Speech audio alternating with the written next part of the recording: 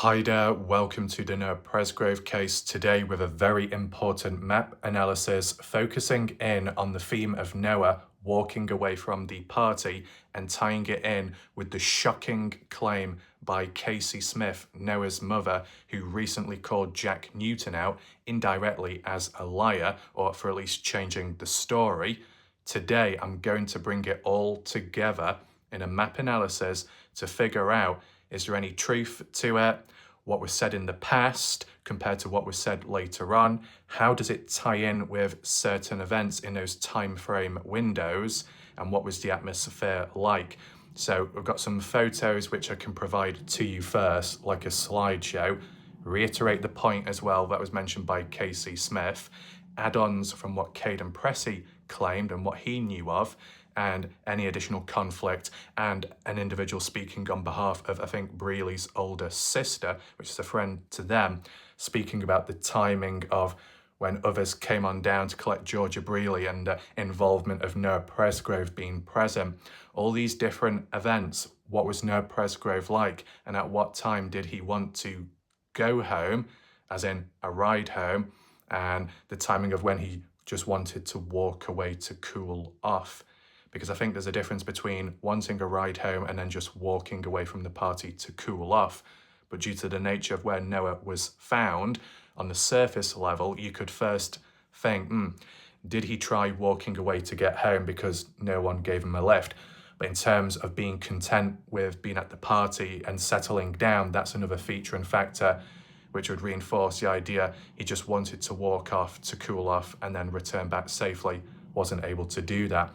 So a slideshow of key photos and material I will present to you, and then I will apply it to the map and add on with any other events and what I already know of.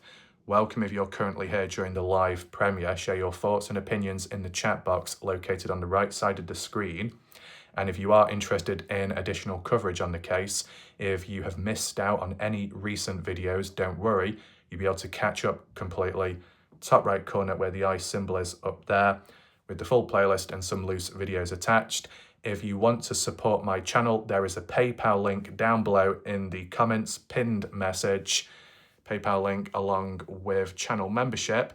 And at any point, whether you're watching live or on catch up, if you've got any additional points, theories, ideas, whether you disagree or agree with what's mentioned in today's video, you can let me know all your thoughts, questions and answers below in the comments. It'll help with spreading awareness and just pushing the videos out there.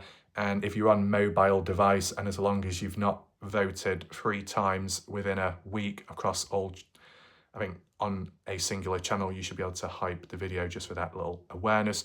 Shout out to those that have done so in recent time. With that all being said, let's get stuck in. To reiterate what was said by tree flower known as Casey Smith, Noah's mother, this is what was said a day or two ago.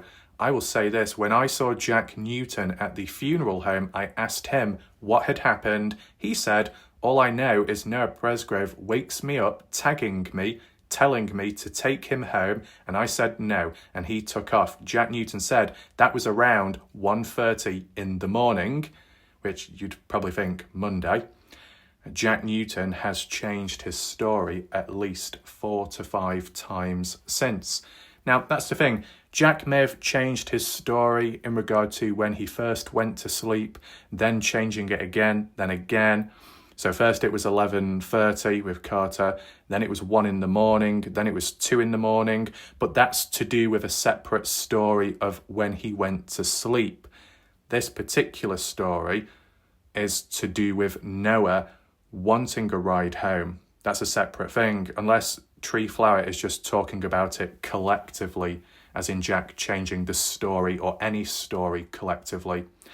I wasn't even aware Jack Newton mentioned or brought it up about Noah asking him for a ride, because when tying it in with Caden Pressey, from what I could remember roughly, I thought that was early Monday morning when Noah approached Caden, and Caden wasn't able to give Noah a ride home, and then Caden said he overheard Noah reaching out to other people for a ride home. At what point did that coincide with Jack Newton? And I guess the time here of 1:30 a.m. Now, it's understandable and it makes sense for Noah to be wanting to go home at an earlier time on Monday morning before he actually walks away to cool off simply, and then in hopes of returning back.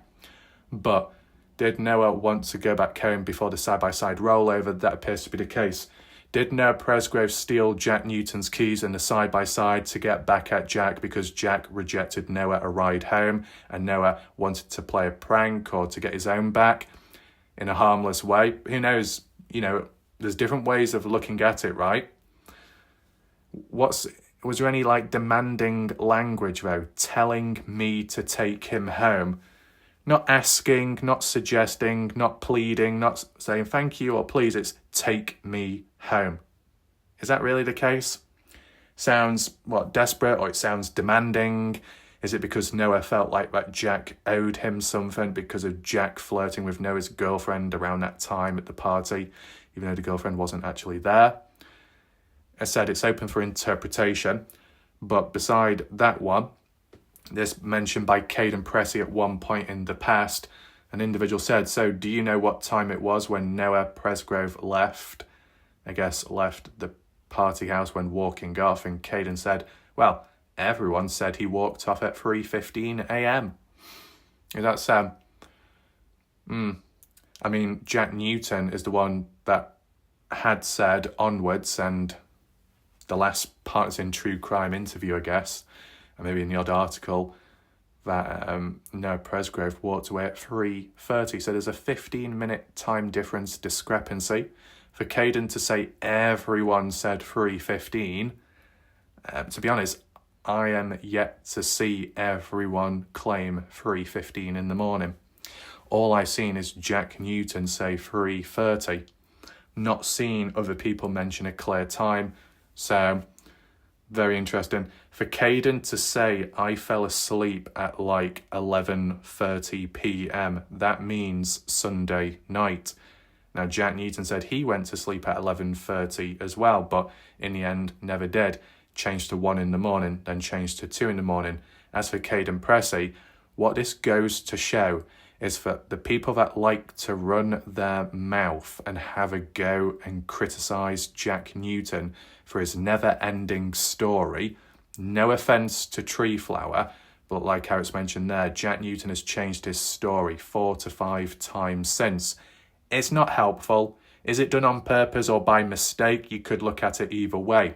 But it's not just Jack Newton, is it? Caden Pressey originally said he fell asleep at 11:30. Caden Pressey, at another time, in one of his public posts on Facebook and in his interviews, stated he went to sleep at 2 in the morning for the first time, not 11:30. How do we know that? Well, the thing is, Caden Pressey, at 10:30, that's when his cousin came on down unexpectedly. At 10:50 p.m, that's when Caden recorded the footage of him sat down, panning around the room of the party house. And then the next timestamp what we got was when Caden was outside on the front porchway, and that was 1:05 in the morning. Okay, so 11:30 to 1:05 in the morning. Yeah, there's a bit of a time difference, hour, 2 hours, round it up, 2 hour time difference. Could Caden have napped, taken a little rest? You could suggest that, but so could Jack as well. May have rested, may have had a mini little sleep, a little power nap, and then in terms of going for a proper night's sleep, winding down later on. But from what I remember, Caden said the first time he went to sleep was 2 in the morning. And yet, at some point in the past, also said 11:30. Just know one thing, when I told you about those conversations with Caden and whoever, I think this is a different one, but Caden's still consistent with what he said. If you remember those videos that I did, where I didn't show you the stuff because of out of respect for people's privacy, and under those circumstances wasn't able to do so, but I told you from what I saw with my own eyes, and Caden said he went to sleep at 11:30, and it just so happens in this particular conversation, Caden says the same thing. But from what we know of nowadays, it was 2 in the morning, not 11:30 Sunday night. So Caden has changed his story of when he went to sleep. It's no different to Jack Newton. So for those that like to go at Jack and call him out for changing his story over and over again in terms of when he slept and when he didn't, Caden Pressey has done the same thing. And you know what? You could say, well, Caden, he made a mistake. It's the trauma speaking. It's the memory loss. It's probably because he was drunk. It's probably he couldn't remember everything. Right. So why not apply that same level of thinking towards Jack Newton as well? Treat them the same way. Because they came from the same party and they're both friends to Noah Presgrove to some extent. Worth taking into consideration, right? I mean, in terms of the friendship dynamic, Jack Newton, best friend to Noah, Caden Pressey, best friend to Jack. Jack, only a friend to Caden, and Caden, only a friend to Noah. It's a very interesting triangle dynamic, that. So you let me know what you think about it. 3:15 in the morning, would Noah have walked off at that time? It just adds another layer. You could say maybe it was a mistake and it should have been rounded up to 3:30, as what we've heard ever since. 3:15, would Noah have walked off so early? Well, if he did, wouldn't that clash with certain events? I mean, it was... Apologies if I've kept it on screen too long, but it's just whilst I'm narrating over it. The thing what needs to be remembered and acknowledged, okay, so besides this one at 1:30, which could have been an event where Noah walked off but returned back, and then walked off again but did not return back, if this is an example of it, if this is supposed to be 3:30 but Caden interpreted it or worded it incorrectly as 3:15, I find it unlikely to be 3:15 when Noah walked off, because Caden Pressey himself had said, give or take a bit of a time difference, but at 2:42 in the morning when woken up by Alicia calling, Caden saw Noah, Jack, still awake, and Jasmine by the beer pong table, and then by 3 in the morning, I guess it was as it was, and then Caden then went to sleep. But in the police interview, Caden Pressey said, woken up at 3 in the morning, I guess may have seen Noah, but by 3:20, 5 minutes after this supposed event, Caden said, by 3:20, he was looking around and assumed that Noah Presgrove was still about, but didn't actually physically see Noah. So we're saying at 3:20, 5 minutes before that, Noah had already walked off, but the time frame window between 3 in the morning and 3:20 of Caden being consciously awake, looking around, sat there, whatever, Caden would have seen the time frame window of Noah walking off, any shouting or not, finding the shoes near to Caden or not, and then going through the front door, because the front door is somewhat closer to where Caden was resting at, I believe. So if Caden was woken up at 3 in the morning, or even 2:42, and remained awake up until 3:20, it would have meant that 5 minutes before he went back to sleep, he would have been still awake, and it would have been the time of when the claim of everyone said Noah walked off. And for Noah to walk off would mean going through the front door, possibly, and Caden would have seen Noah walk past. But Caden never said he saw Noah at 3:20 or a bit before. Only in the Partners in True Crime interview, where Caden said at 2:42 saw Noah, saw Jack, saw Jasmine, and then by 3 in the morning went to sleep. If that was more true, rather than the police interview, which is a bit shocking, if Caden had gone to sleep by 3 in the morning, back to sleep I should say, well then 15 minutes after, Noah then supposedly walking off, and then by then Caden in a deep sleep maybe wouldn't have seen or heard it. So there's that. End of the day, what would clear it up between certain events is the actual hard evidence and footage of the after effects of the side-by-side rollover, and more importantly, the shower. The shower video is in between the side-by-side rollover and also in between the bedroom debacle when it was the final point which caused Noah to possibly walk off to cool down. So it's in between it all, the shower. And if the time was given then, and it said, not a guarantee, but if it said 3 in the morning or 3:10 in the morning, the shower, then likely Noah walking away at 3:15 is very unlikely. Got to take in mind the final cut-off point in time is 3:30 supposedly when Noah walked away, and it's not changed since that. So between 3:15 to 3:30, what happened in that space of time then to fit it all in, from side-by-side rollover to being escorted, the shower, then teabagging supposedly people who are asleep, as in Noah, naked, then finally putting some shorts on, supposedly white ones, eating ramen noodles, yogurt, fed by Carter Combs or provided the food, and then decided to wind down, go to the beds, and that's when it all kicked off and went wrong. So it is interesting, and maybe we can apply it to the maps. Moving on to here, this is where we incorporate some of the events and a time frame window to make sense of the 1:30 claim, which Jack Newton said at some point in the past, right? For Noah to want a ride home, for Jack to reject Noah, and then Noah just took off. You can interpret took off as in took off from the bedroom, from a room in the house, or the house in general. Does it mean to say this is the exact moment Noah walked off from the party, or did he just walk off from Jack but remain at the party? You see, with the language and wording, you can interpret it different ways. But what happened before 1:30? What happened after 1:30? What are the known events and documented stuff, what we've already seen and heard of? Well, for example, 25, 30, 35 minutes beforehand, you've got this at 1:05 a.m. in the morning of Caden Pressey, of all people, recording Noah Presgrove and Brylan Sweat outside. So at this point, this moment, maybe Noah didn't want a ride home. He might have been okay. As a quick question, is that the red Cherokee on the right-hand side behind Brylan? Is that Caden's vehicle, out of interest?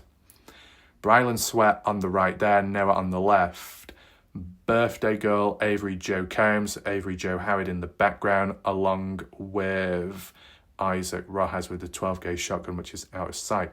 We've seen this already, but I just wanted to show you this particular photo because of who was present, including Caden, including Noah, of course.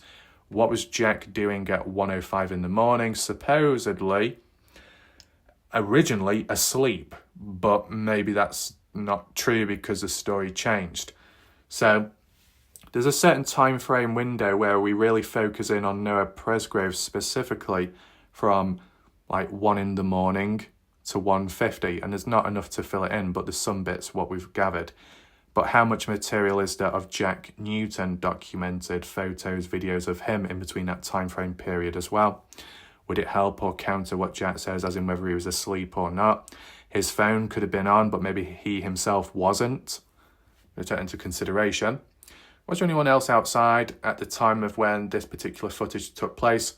Take in mind, this is a screenshot from the video of Caden's. It's just so I can narrate over it, that's all. Was it tense? Some people interpreted it that way. Other people interpreted it as a joke, messing, playing about. But supposedly, Brylan had a knife in his hand, which I guess was used to penetrate the can when shotgunning, I think. But the knife was pointed towards Noah. And there might have been a bit of dialogue where Brylan said, "I can," or "I would stab you," or something.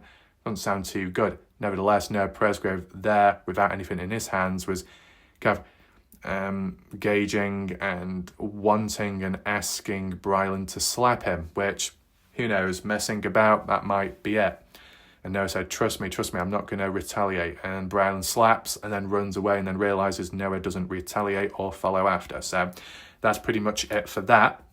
At this particular moment at 1:05 in the morning. Then the next one being a big jump to 1:50 in the morning. What happened, though, in between 1:05 and 1:50 involving Noah and even Jack? I don't know. Because to my knowledge, we don't really have any other party footage or videos or photos from their point of view or other people in that span, that space of time. I mean, the only next thing to exist to my memory after 1:50 in terms of closeness would be 2:32, but that's of someone recording Pepe Guam, Texas Boy, and Mikey Lair, unidentified because he's hidden underneath a traffic barrel on the front porchway, as you see there, roughly speaking. But at 2:32, Caden was asleep, Brylan was asleep or resting, Isaac the same, Jack supposedly the same. But, that's the problem. When Caden says he was woken up at 2:42 in the morning, that can be true because Alicia's call log actually shows a call made to Caden at that time. So it reinforces it. But Caden's recollection of what he saw at 2:42, as in Jack was awake. What's going on there? I mean, is it very possible that Jack Newton did go to sleep at 2 in the morning, but then at 2:42 he was up and about? You go to sleep and then you might wake up in between, either because you got trouble with sleeping or you're woken up by something or someone, etc. It's worth taking into consideration. If we knew the true time of the side-by-side rollover, and I mean through actual hard evidence, whatever Caden was shown, if we was shown it as well, so we could see from the horse's mouth, we'd be able to gauge the timestamp better to see if it happened before or after 2:42. So there's important material out there that does exist, but in the general public, we don't have. But if it's ever possible, it can really help and go a long way. And if it needs to be executed clearly and done efficiently, if you have it, if you have the footage and you're able and it's above board, feel free to reach out to me either on Twitter or Instagram. Links are on my channel page. So at 1:50 in the morning, the reason why this is crucial is this is 20 minutes after Noah Presgrove supposedly took off, right? So, as it's mentioned here, Jack Newton said that was around 1:30 in the morning when Noah asked for a ride home. And because of rejection, that's when Noah walked off or took off. Noah Presgrove took off at 1:30, but then 20 minutes later was seen with Jack Newton. Well, that's interesting. And yeah, all I know is Noah wakes me up. So at 1:30 and a bit before, Jack Newton is asleep. But Jack Newton did change his story a bit at some point, saying it wasn't 1 in the morning I went to sleep, it was actually 2 in the morning when I went to sleep. So if Jack wasn't asleep at 1:30, but he was at 2 in the morning, what's to say that Noah asking for a ride home happened at 1:30? Could it have happened at 2 in the morning instead, onwards? Or did it happen earlier? Or did it happen at the same time at 1:30, but Jack wasn't asleep? He was resting, or he was just up and about. But what's the point in lying? Or, I don't know, it might not be a lie, but the mistake made, a mistake is a mistake. You don't do it with intent often. But should it be that complex? If it's an insignificant event at the time and you don't think much of it, it might not be memorable, so you don't really remember it onwards. Sometimes words can affect people and have a lasting impression on them, hence why they remember stuff.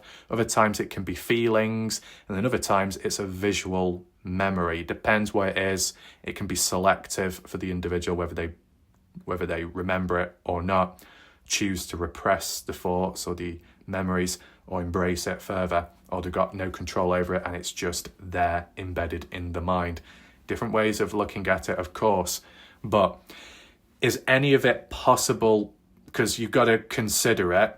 When people go to sleep, it doesn't mean to say they go to sleep at one time and then wake up at 6 in the morning, 5 in the morning. They could go to sleep at 2 in the morning, wake up at 2:30 in the morning, go back to sleep at 3 in the morning, then wake up at 4:40 in the morning, then go back to sleep, and then they wake up at 10 in the morning. Depends what the sleep patterns are like. If you're at a party and if the party is still ongoing to some extent, are you going to remain asleep all the way through? Not exactly. Look at Caden Pressey, right? Oh, that's another thing.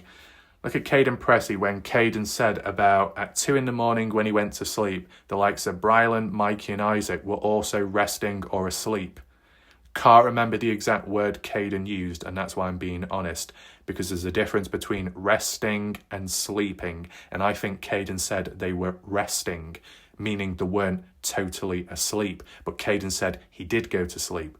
So whilst Caden was asleep at 2:32, that footage of Pepe Guam outside and supposedly Mikey Lair underneath the traffic barrel, hidden, it implies that the guys Caden was around, some of them were still active and moving about. Yes, the last time you see them until you wake up later is they're in one place, one position, and they look to be resting, winding down.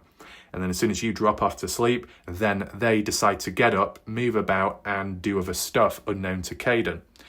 So then the next time Caden wakes up, he notices that Mikey is still present, but now switched places with Brylan, which Caden did pick up on and thought was a little bit odd, meaning there was something going on at some point when Caden was asleep.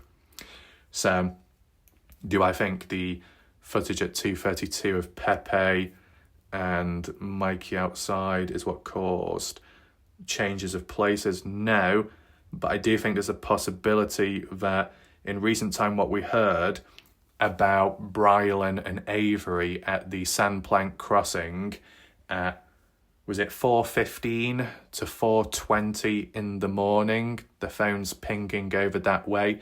Around that time, 4:15 to 4:20, Brylan sweat away from the house, away from the furniture, giving Mikey a chance to switch places and then sleep there.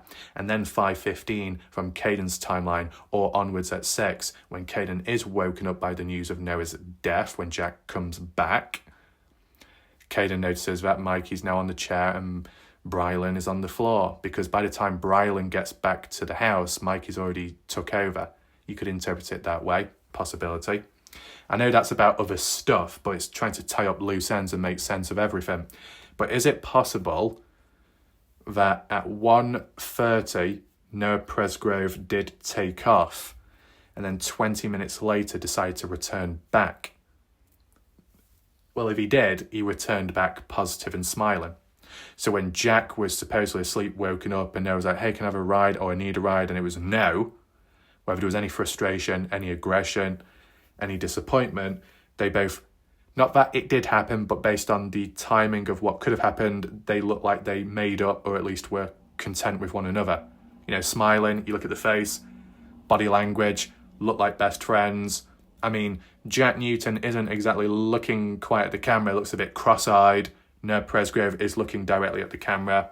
Does that imply that Jack Newton was more drunk here, or just merry, or in a world of his own? You could interpret it however you want, but this photo implies a positive impression, considering 20 minutes before this, Noah wanted a ride home, got rejected, and decided to take off, whatever that means. But he returned back for this particular photo. Now, officially, it's not been shown as for a timestamp or an overlay of the screen. You know, I added it on, that 150, because the majority of people have said that ever since. I want to make that very clear, and I always make that clear in my previous videos. If it ever does change, I'll make sure to do an update video, because it would turn the tables upside down. I think someone was claiming that this is proof of Sunday when this was taken, but yet to see that. Would there be a reason to lie about this specific photo, though? You let me know in the comment section why or how there'd be a need to lie about the true time of this. Now, it's been mentioned by the general public of 150, but where did it actually originate from? Who's the horse's mouth that claimed it was 150 in the first place? I'd like to know about that. Okay? I mean, when it came to the other footage of Noah Presgrove dancing topless Sunday night, supposedly because of the black shorts, it was BBC that claimed that was at 10:52 p.m. Right? 10:52 p.m. 2 minutes after Caden Pressey did his little video panning around the house and showing Georgia in the background. So you can see how it kind of links together in some ways. But the atmosphere here seems positive.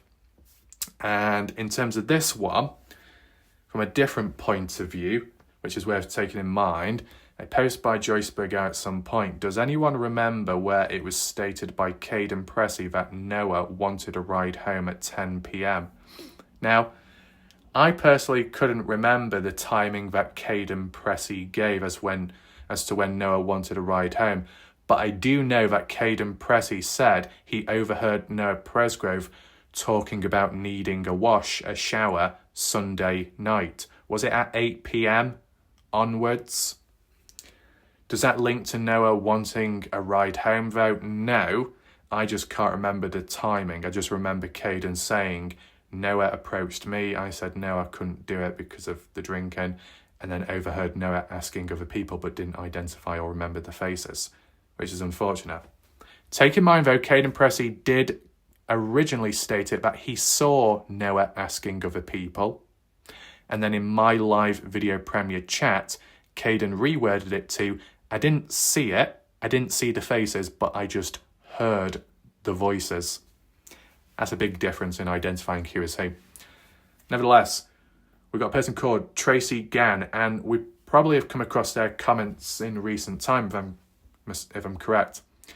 But Tracy said at the time, I have a friend and she is the sister of one of the partygoers from Sunday night. Right, so this is likely to do with Breely. Breely, the friend to Georgia, Georgia, the cousin to Caden, and both Breely and Georgia were going to leave the party at around 2 a.m. or a bit before. Or at least that's what we've heard of. How does it compare to here? Well, we'll read it out. It does say from Sunday night, which I guess in terms of when Breely and Georgia showed up in the first place, that was Sunday onwards. But in terms of when they left, that was supposedly Monday, nevertheless. Tracy says the girl called her sister, as in Breely called her sister, because it was already set up, that the sister would be her designated driver. She told me, as in she, Tracy's friend that is one of Breely's sisters, told Tracy that she went to the party house to pick up Breely and Georgia and said that Noah Presgrove walked the younger sister out to her car. Take in mind, Breely had 2 sisters show up, and one of the sisters is a friend to Tracy. The other sister, I guess, is not. And I guess the younger sister is the one that's not friends with Tracy and showed up. I think that's because Breely contacted 2 of her sisters back to back in hopes one of them would pick up or respond, and they both did. So in the end, one of Breely's sisters, the designated driver, who I guess is the friend to Tracy here, ended up giving Breely, Georgia a ride home, or at least that was their purpose, to go down the highway north before having to pull over because of the Alicia-Melissa situation. And then Breely's other sister, the younger one, as mentioned here, I guess was the driver of Breely's car because someone had to take it back home, correct?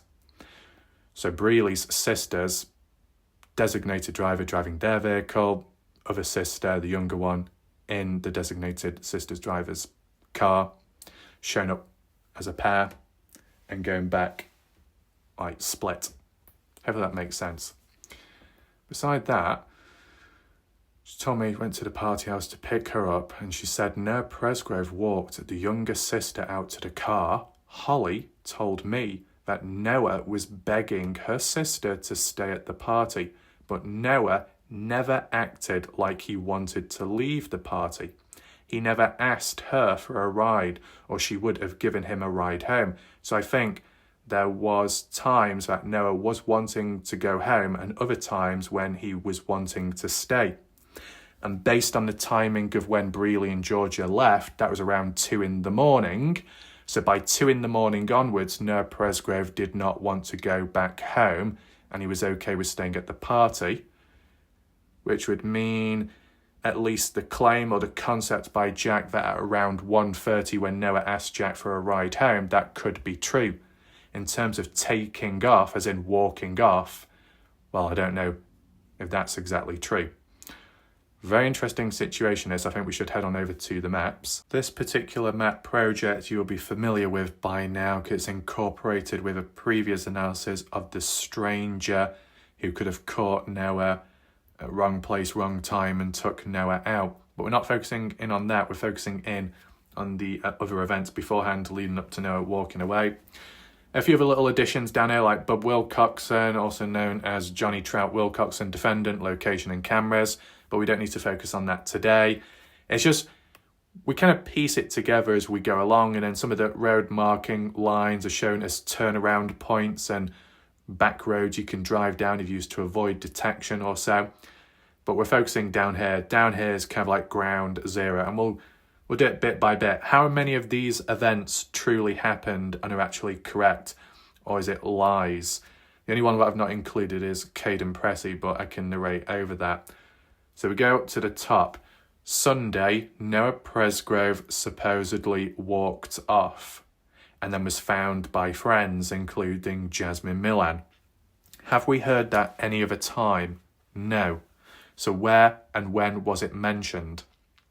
It was mentioned by Sarah Long, and it was on Facebook, and it still is till this day, I believe.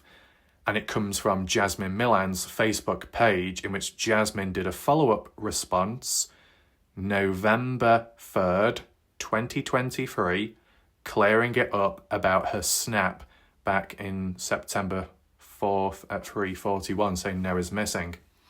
And Jasmine was saying, we weren't to know what was to happen next. Completely clueless, didn't know, and it was normal for Noah to walk off anyway. And Sarah Long said, yes, that's true, and we feel for you. And anyway, Noah walked off the night before, didn't he? And you lot went searching for him. That's what Sarah Long stated. Why haven't any of the partygoers stated it that way too?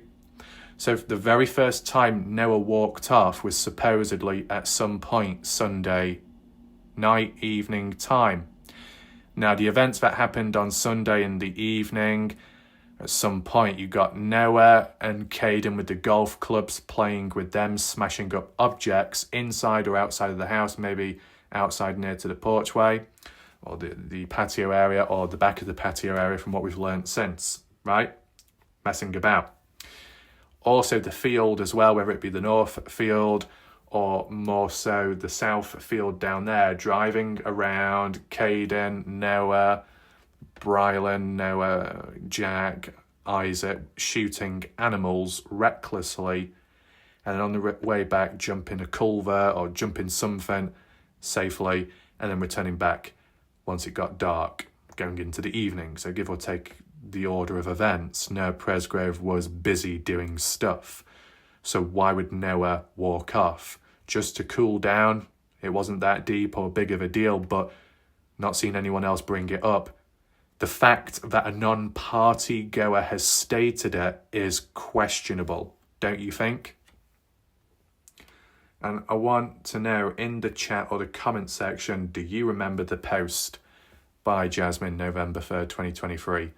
Adding on, concluding with, it was an innocent, harmless selfie at the time. And Sarah Long adds on by saying, yeah, but Noah walked away the night before, which be interpreted as Sunday, and if that wasn't the case, could be Saturday. See, the problem is when people say the night of Noah Presgrove's death, they're referring to the Monday. When they say the night before, are they referring to Sunday night or Saturday night? It gets bloody confusing.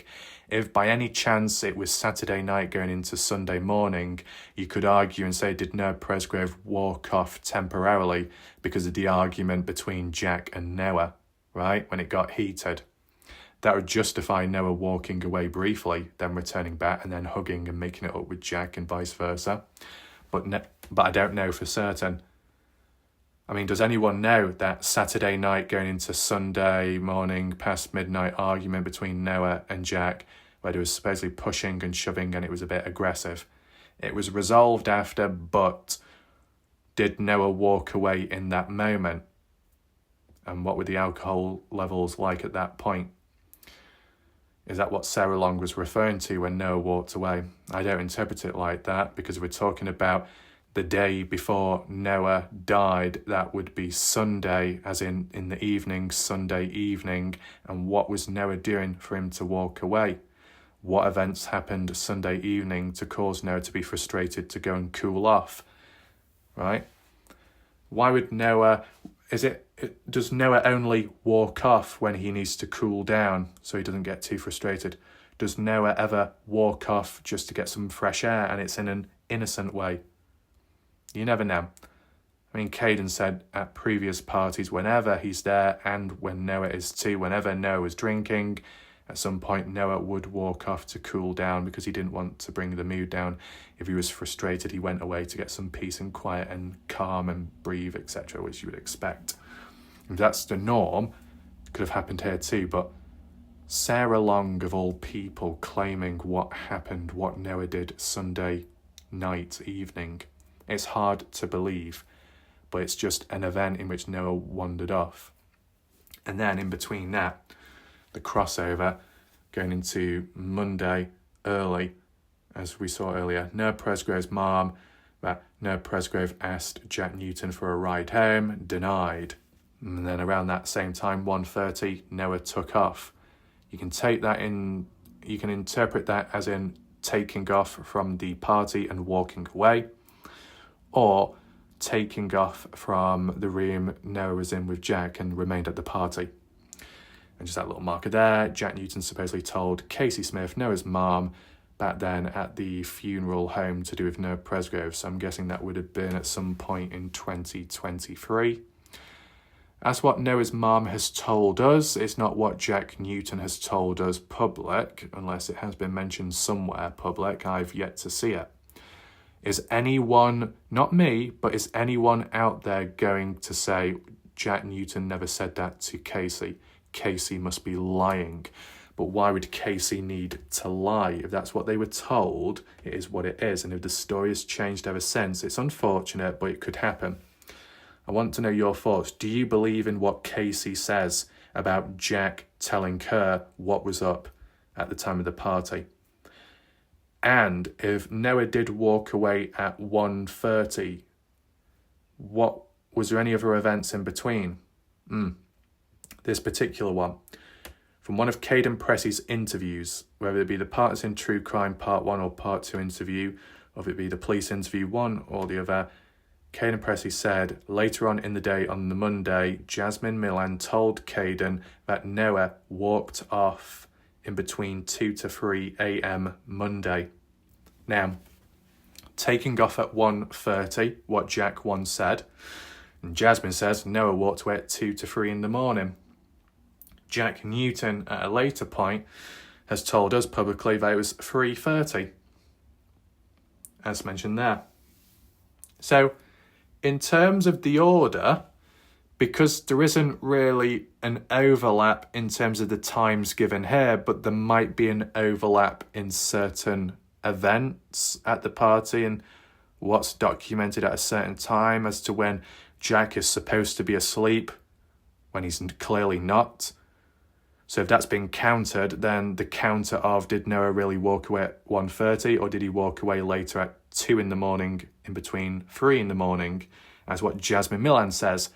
Different people saying different things. And then Caden says 3:15 in the morning when Noah had wandered off. So you've got Sarah Long stating Noah walked away Sunday night and was found by friends. Then you got Jack, 1:30 in the morning, next day, Monday, Noah walks away. And then you got Jasmine Millan that says to Caden that 2 to 3 in the morning, Noah wandered off. And then Jack says at 3:30, Noah wandered off. So that's 4 times, supposedly, when Noah Presgrove walked off. And 3 of the 4 times, Noah made it back to the house. So that one final occasion, what was different on that point? What changed that time round?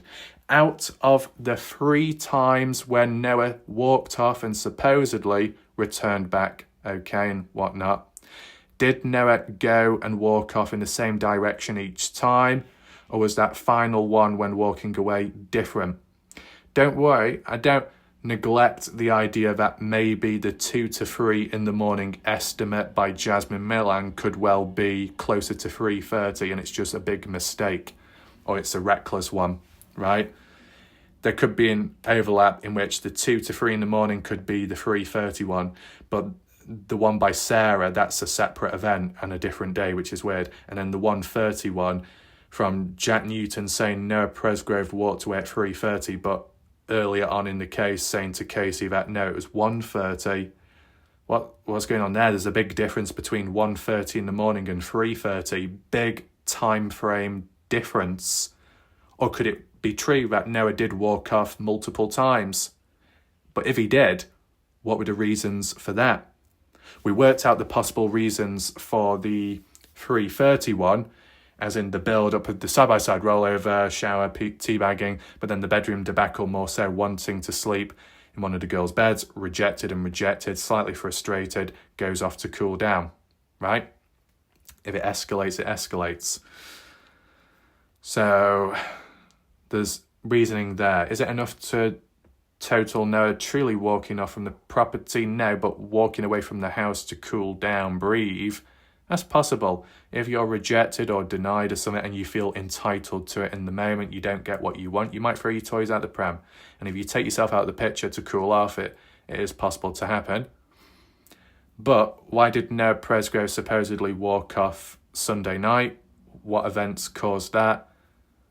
Has it got anything to do with wrestling Mikey Lair Sunday night, as what was said in the background?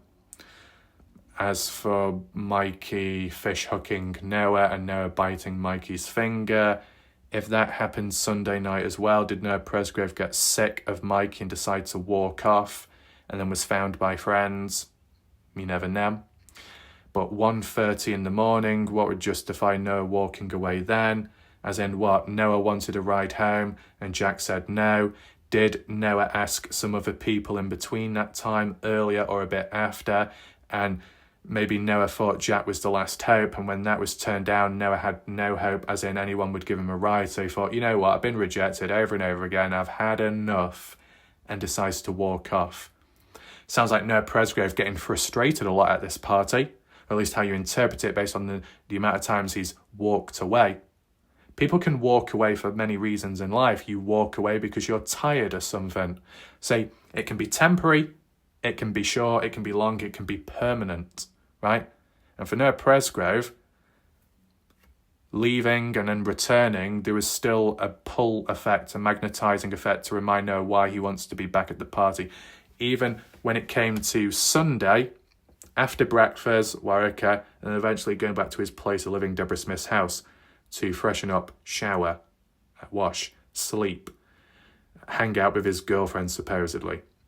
And then what? Jack says, hey, come back, or do you want to come back? And it's enough to convince Noah to come back. Whether people think Noah regretted it or not, Noah manually decided to make the decision to return back to the party. He wasn't held at gunpoint, but maybe persuaded or encouraged to return back. That's what Noah did. And that's the thing, what you got to acknowledge in life, that sometimes a person you may know of may get frustrated at times, or they may act out, or they might feel different at different times, and they may pull away, they may run away, they may need some space or take some time out. But if they keep coming back, there might be a reason behind it, more meaningful, a deeper reason. And for Noah Presgrove to keep coming back, if he had walked away multiple times, what was the constant in Noah's life at the time to convince him to return back? Was it the party? Was it the alcohol? Was it his group of friends? Was it because of his best friend Jack? You've got to look at it that way, and it can apply to other people in this world. What makes you keep going back to a certain place? What makes you go back to a person? There's got to be an emotional tie, an emotional connection to something, that when things go wrong or when things are tense, when it's in the heat of the moment and the body may panic or run away or gets overwhelmed, during a cool down period, when peace is finally established or you've got a final point to be able to breathe, and then you're like, I probably should return back now, or I want to return back now. That can happen in life. That's how it could be interpreted with Noah Presgrove. Sometimes, though, people could return back because they've got no other choice. They've got no other options. And as for Noah Presgrove, with wanting a ride home because he didn't have his own vehicle, in some ways, Noah Presgrove had no choice. To be out in a rural area, kind of in the middle of nowhere, and the closest thing to you is that house where there's food and water, well, and shelter, you're going to choose that at the end of the day. Because where else can you go? Oh, you could go to Terrell, but you've got to cover that distance on foot. Not practical, not safe. Oh, you want to go to Ryan or Warwick, you've got to go on foot 20 miles or so onwards. Not exactly practical. So in some ways, Noah Presgrove really had no choice but to kind of stay at the property whether he really wanted to or not. But from the footage and the photos, what we've seen, by a certain point, Noah seemed happy enough to be present. So even if 1:30, that time was true, and even if Noah may have got a bit frustrated with Jack because of being rejected a ride home, by 1:50, they were both together smiling and laughing, or just smiling at least, which was a positive. As for the mention of Noah Presgrove with one of Breely's younger sisters wanting her to stay or remain, what's that all about? Was there any flirting there? I mean, got to take in mind, if there was any flirting with Noah Presgrove, technically, if Noah flirted with any other girl at the party, then Noah Presgrove had no right to get triggered at Jack Newton for Jack flirting behind Noah's back in that sense, because Noah's done it himself, possibly, if he had, with other people in between on and off, and that Noah knows he has a girlfriend at the time who's not at the party. So you could say they're all as bad as each other, but do they deserve the outcome that they got? No. Right? So it's all about putting it into perspective, and hopefully people see it that way. But do you think there are any crossover of events? Do you think it's possible that Noah did walk away multiple times, or did he only walk away once? And if it was only once, then why are there so many other times given earlier? See, if it was a clear crossover, an overlap, you could say, oh, it's probably just a mistake, it's an error. What was said at one point was corrected later, right? But when you've got a 1 hour, 2 hour time difference, that's pretty big. How is that mistake made? I could be wrong. There might be a reason for that, but I just find it quite interesting. And whilst we look at 3:30, I mean, look, an example of a collection of times which could turn out to be more true, but not to say that they are complete truth, is if you said 5 a.m, I arrived in Paris. 10 a.m, I arrived in Germany. And then by 9 p.m, I was back at home, wherever. It follows a certain order and time. If you said 5 a.m, I was in Paris, and then 5:02 a.m, I was in Spain, very unlikely. There is a crossover. You can't be in two places at once. But most of these times are in a certain order, hence why I've labelled it the way I have. Doesn't mean to say they're all separate individual ones. There could be a crossover, but in terms of the times themselves, they don't interfere with one another, meaning they are separate events or can be treated like that. And it's trying to figure out, is it just Noah constantly walking off? Did anyone else walk away?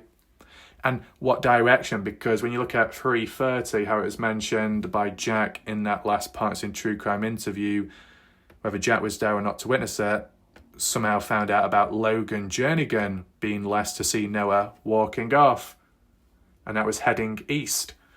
So when Noah Presgrove walked off before 3:30, if he did, and any other time before that, what direction would Noah have gone in then? East? Did Noah keep going east, or did he go west? Did he go north? Did he go south? And how long for? Why on that final occasion then, supposedly, it was different?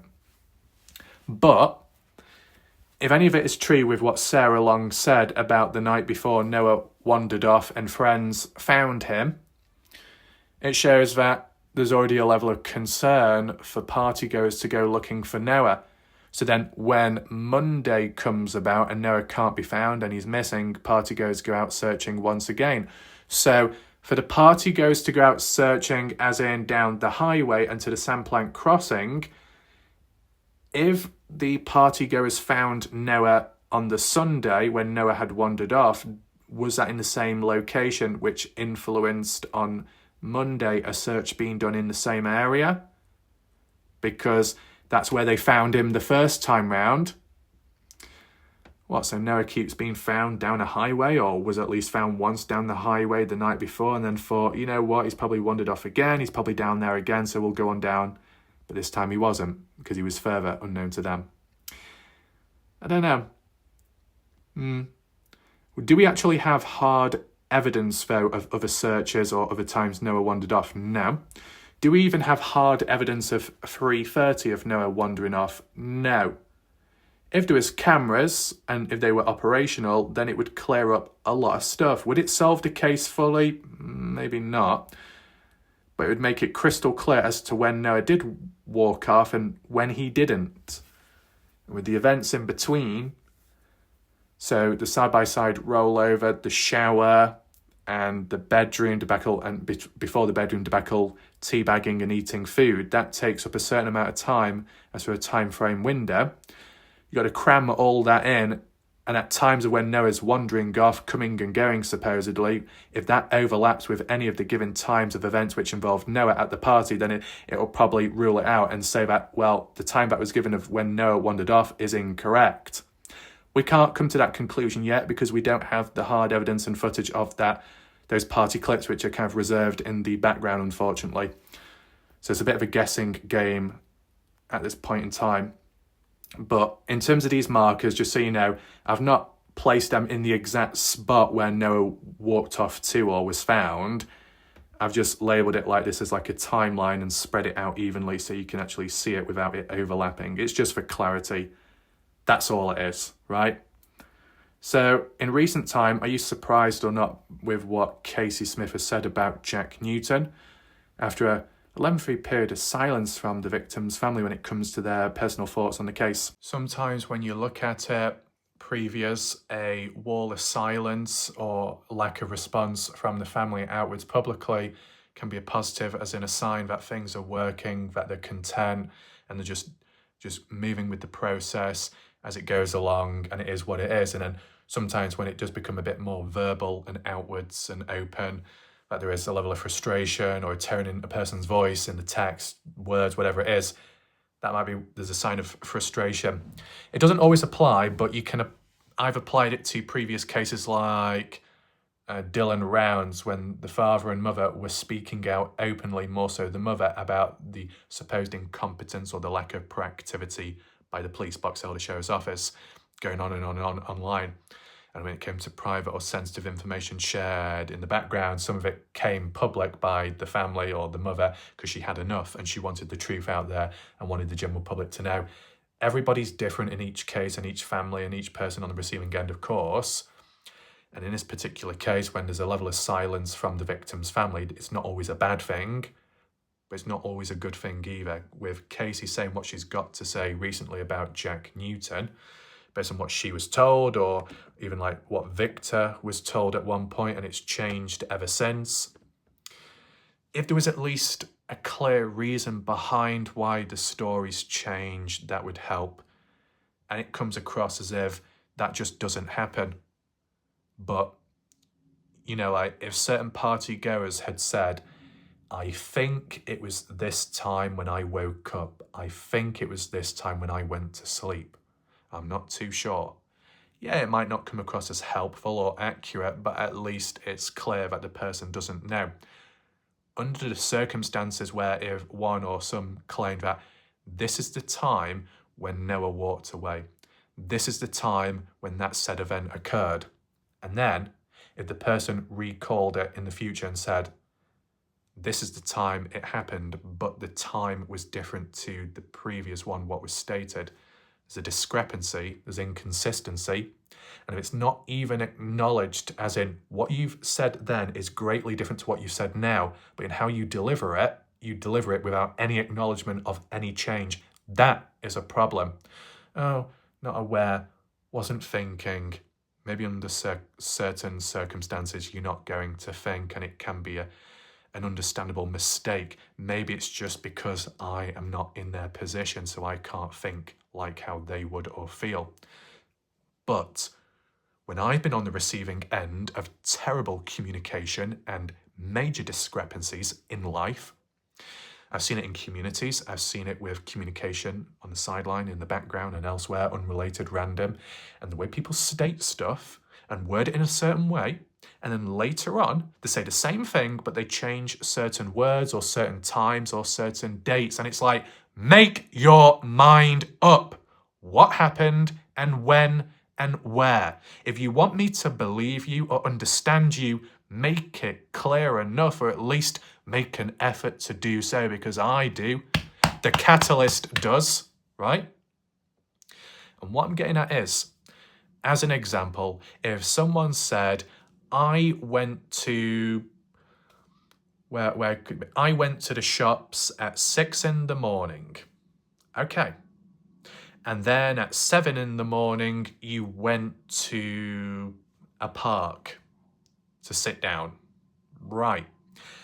If they was to repeat the same story later on in the day, or a day later onwards, and they said, I went to the shops at 7 in the morning and went to the park at 6 in the morning.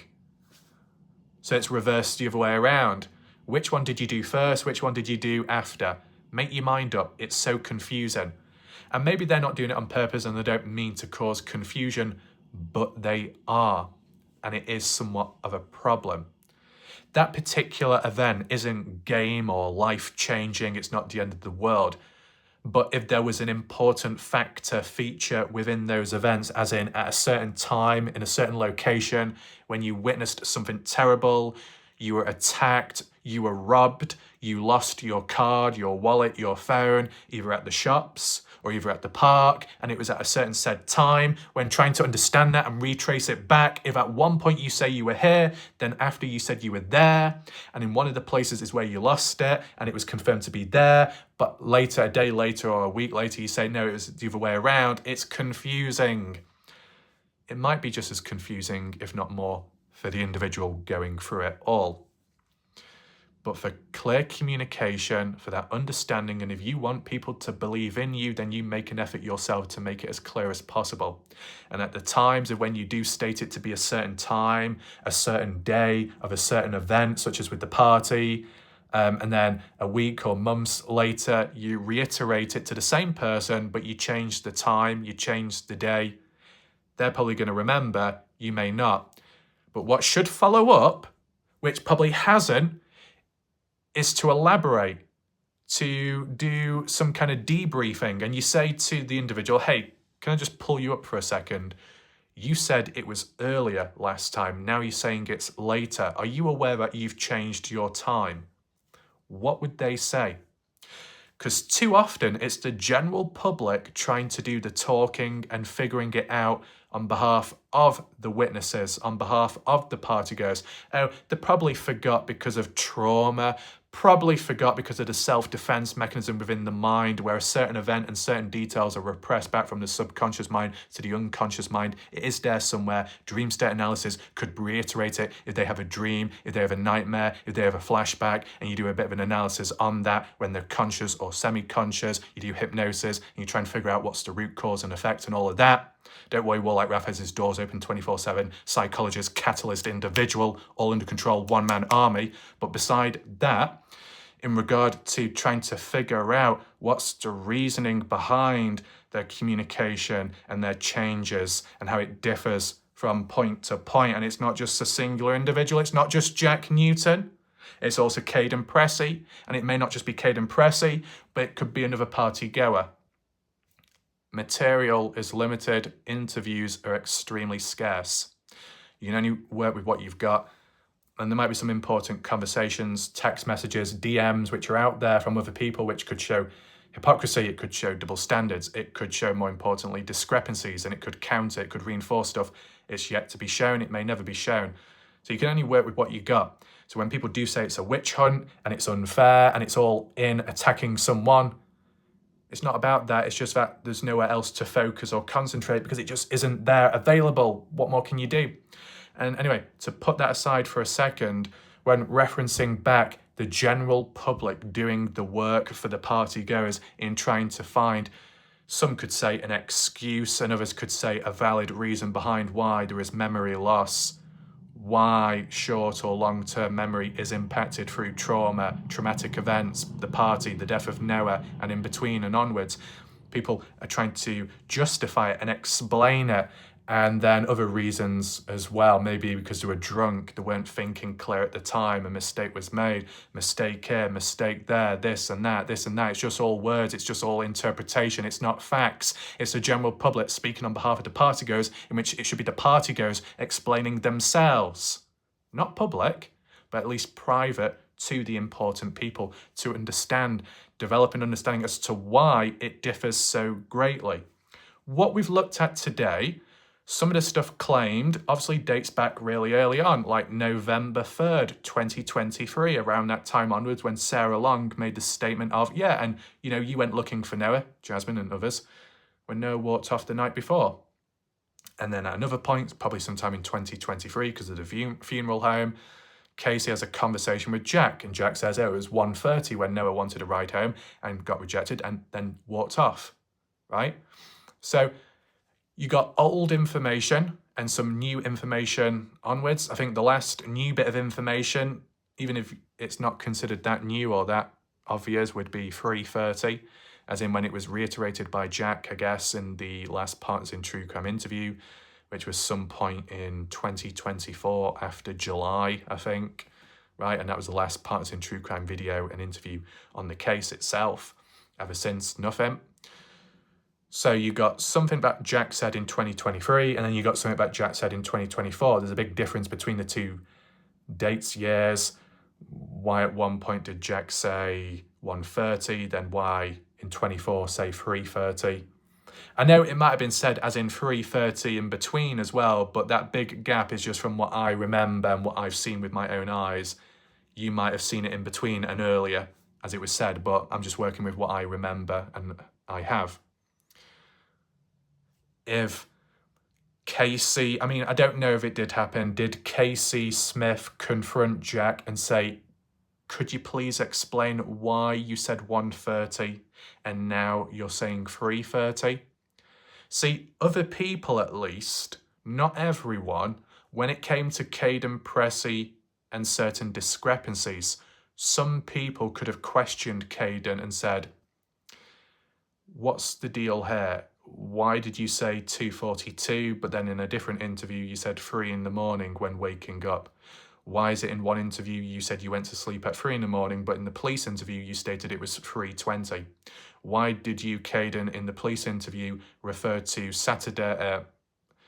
Friday and Saturday as in 30 to 40 people present at the party, but then in the Partners in True Crime interview you said it was Sunday night when the 30, 40 people showed up? Why is there discrepancies? Why is it, Caden, that you said you were there Friday, but in other interviews you said you were only there Saturday onwards, and you didn't want to talk or you couldn't talk about Friday?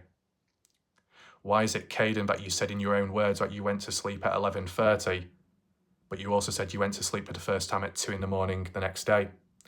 Why is it, Caden, that you said at 11 Sunday PM that's when Breeley Georgia left, even though it was Monday around 2 in the morning? It goes on and on and on. That is not an attack on Caden. It's simple, non-participant observations being made with time based on what Caden has said in his own words. And if anyone says, well, Caden made a mistake, Caden may have had trouble with his memory, Caden has been impacted in some way so it can affect memory, Caden is a human at the end of the day, so mistakes can be made. Yeah, okay, I understand. But apply that same level of thinking towards Jack Newton and other people where there's discrepancies. Don't excuse one person just because you like them, but not excuse another because you don't like them. That's a bit one-sided, right?